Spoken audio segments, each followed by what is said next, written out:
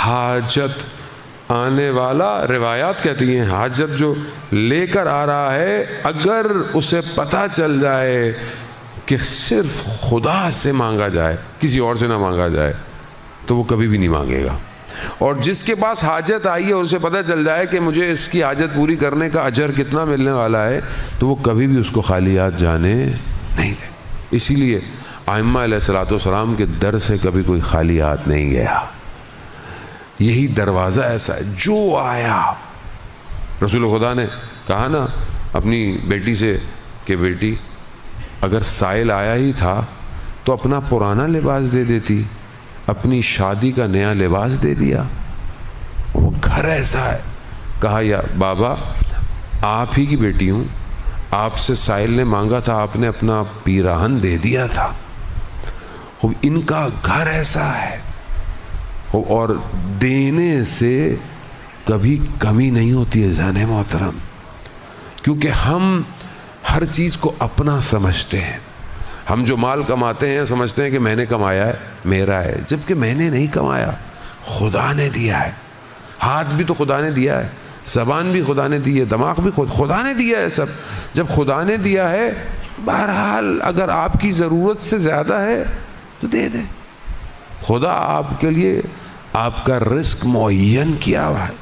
حضرت موسیٰ جب نکل رہے تھے، جب حضرت موسیٰ کو کہا کہ اپنے اولاد کو، اپنے گھر والوں کو چھوڑ کے نکلو، تو حضرت موسیٰ کو تھوڑی سی کلیم اللہ تھے، اللہ کے بڑے قریب تھے، معاملات بھی اتنی ہیں، جن کی قربتیں زیادہ ہیں ان کے معاملات بھی ویسے ہی ہوتے ہیں. تو کہا کہ ان کا کیا ہوگا، خیال آیا تو اللہ نے کہا موسیٰ عصا کو پتھر پہ مارو. جب پتھر پہ مارا، پتھر ٹوٹا تو اس کے اندر ایک کیڑا جو ہے وہ چل رہا تھا. تو کہا موسیٰ ہم پتھروں کی تہوں میں اس کیڑے کو بھی غذا دے سکتے ہیں تو ہم تمہارے گھر والوں کو بھی دے سکتے ہیں. خوب یہ عزیزان محترم، خوب حاجت روائی الہی کام ہے. لوگ خدا کے گھر آتے ہیں نا اپنی حاجتوں کو پورا کرنے ہیں. تو اگر آپ کے میرے پاس بھی آیا ہے تو کیا ہے ہمارا باب الحوائج 3 ہے نا. ایک وہ چھوٹا بچہ باب الحوائج ہے، ایک حضرت عباس باب الحوائج، ایک امام موسیٰ کاظم علیہ السلام باب الحوائج. صلوات بھیج دے محمد والوں صلی اللہ محمد.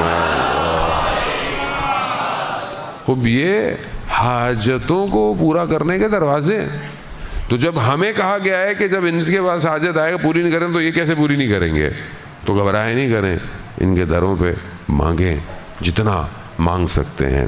اگلی صفت کیا ہے کہ جس کی عقل سالم ہوتی ہے وہ علم اور دانش سیکھنے سے تھکتا نہیں ہے.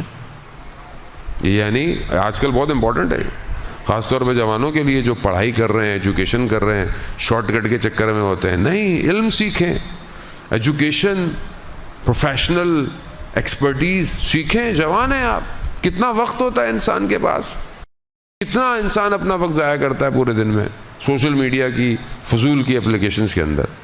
یہی چیز سیکھنے میں لگاتے ہیں آپ. اگر آپ آدھا گھنٹہ اپنا کوئی صرف کرتے ہیں کسی چیز کے سیکھنے میں، تو ایک دن اور دوسرے دن میں آپ کی ذات میں فرق پڑ جاتا ہے.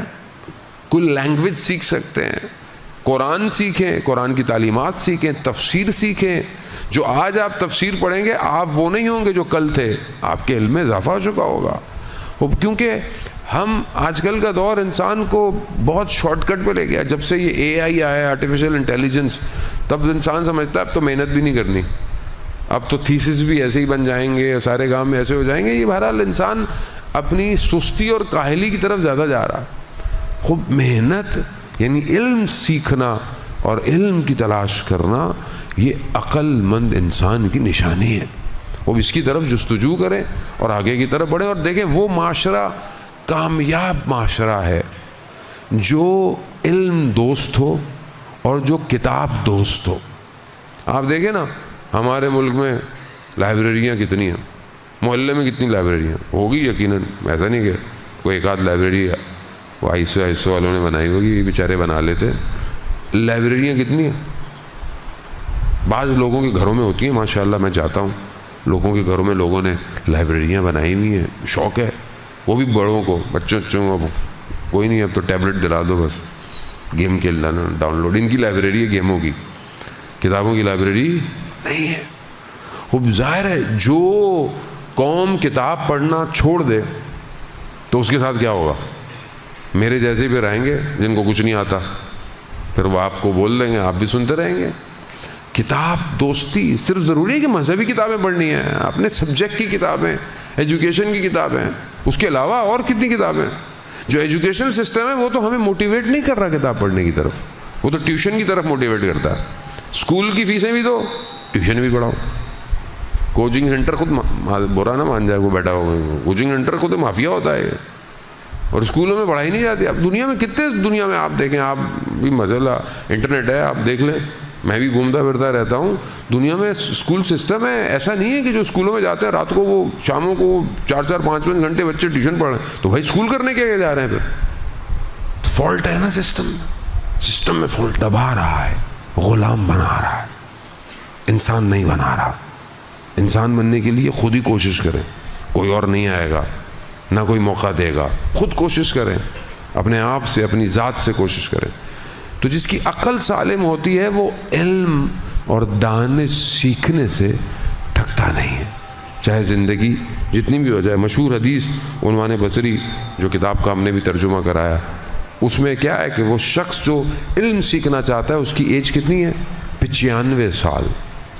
جو امام کی خدمت میں آیا 95 سال، 95 ایئرز بہت ہوتی ہے، پھر بھی آیا کہ میں مولا کی خدمت میں جاؤں اور علم حاصل کروں۔ ابھی تو ماشاءاللہ آپ جوان ہیں، ذہن ہے، برین ہے، تو اپنے آپ کو سیکھیں۔ یہ ایک نشانی۔ 7ویں نشانی یہ ہے کہ یہ اللہ کی راہ میں فقر کو، یعنی اللہ کی راہ میں محتاجی، اس کو زیادہ پسند ہے، یعنی خدا کی راہ میں فقیر ہونے کو یہ پسند کرتا ہے۔ خود رسول خدا حضرت محمد مصطفیٰ صلی اللہ علیہ وآلہ وسلم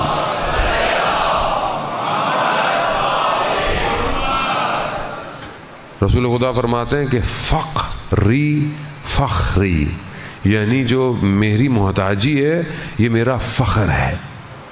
اور انسان کو خدا کی بارگاہ میں محتاج ہونا، اور ہے بھی صحیح، میں اور آپ نہ بھی سمجھیں اس بات کو تو ہم اس کے محتاج ہیں، وہ کسی کا محتاج نہیں ہے، وہ بے نیاز ہے۔ اس لیے تو امام سجاد علیہ السلام ارشاد فرماتے ہیں، اللہم صلی علی محمد وعلی، امام فرماتے ہیں کہ یا غنی الاغنیاء نا افقر الفقراء، بے نیازوں میں سب سے بڑے بے نیاز میں محتاجوں میں سب سے بڑا محتاج ہوں۔ خوب یہ محتاجی، قرآن کیا کہہ رہا ہے؟ انتم الفقراء الی اللہ، تم سب محتاج ہو، ہر کوئی اس کا محتاج ہے، اور جس کی جتنی زیادہ معرفت ہوتی ہے اس کی محتاجی بڑھتی چلی جاتی ہے اس کی بارگاہ میں۔ خوب ہم اپنے آپ کو خدا کی بارگاہ میں محتاج۔ عقل سالم کی نشانی کیا ہے؟ کہ وہ خدا کی راہ میں اس محتاجی کو پسند کرتا ہے۔